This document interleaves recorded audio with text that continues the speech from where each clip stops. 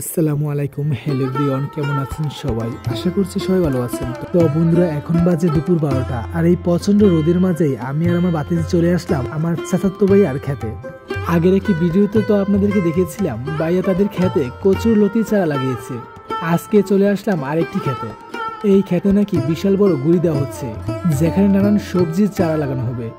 আর আমাদের দিকে বর্তমানে সবজির মাঠে আসলেই দেখা যায় শুধু টমেটো আর টমেটো। আপনারা দেখতেই পাচ্ছেন চারিদিকে শুধু পাকা টমেটো। বর্তমানে আমাদের এলাকায় কোনো বাড়িতে টমেটো কিনে খায় না।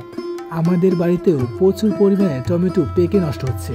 কারটা রেখে কারটা খাবি, কেননা সবার বাড়িতে টমেটো রয়েছে। আর চারিদিকে বন্ধুরা দেখতেই পাচ্ছ কত শাকসবজি করা হয়েছে জমিতে।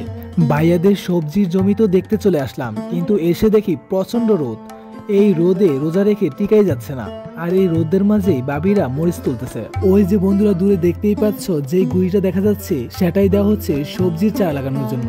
এই গুঁড়িটা দেওয়ার জন্য প্রচুর বাঁশ প্রয়োজন হয়েছে। এই গুঁড়িটা দেওয়ার জন্য অনেক টাকা খরচ হয়েছে। এখন শুধু দেখা যাক সবজির চারা লাগানোর পর এই গুঁড়ি থেকে সবজি বেচে সম্পূর্ণ টাকা ওঠে কিনা। এই গুঁড়িটির কাজ এখনো সম্পূর্ণ শেষ হয়নি। এদিকে আমার গরমে চান্দি তো ফাইটটা দিতেছে, প্রচুর পরিমাণে গরমে আর টিকাই যাচ্ছে না।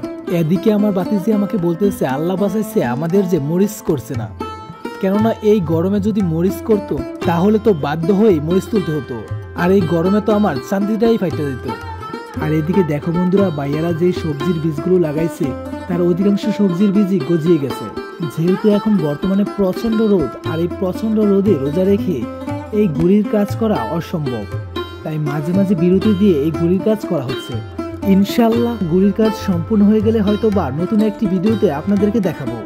এদিকে আমার ভাবি বলতেছে আপনাদের উদ্দেশ্যে কার কার মরিচ লাগবে, কার কার বেগুন লাগবে, তাদের ক্ষেত থেকে এসে নিয়ে যেতে সম্পূর্ণ ফ্রিতে। আপনারা যদি কেউ চান তাহলে কমেন্টে জানাবেন। আর আমি কিসের এই দুপুরে গুড়ির জমি দেখতে আসছি, আমার তো গালটাল পুড়ে যেতেছে। কত সুন্দর মরিচ শুকাতে দেওয়া হয়েছে।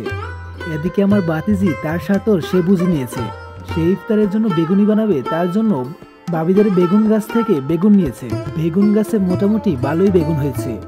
আর যেহেতু শীত চলে গিয়ে গরম আসতেছে, তাই জমিতে সবজির পরিমাণও কমে আসতেছে। আর এদিকে তো আমি ছাগলামি পাগলামি করে যাচ্ছি। যাদের আজের থেকে কোনো কাজ নেই তারাই এরকম করে।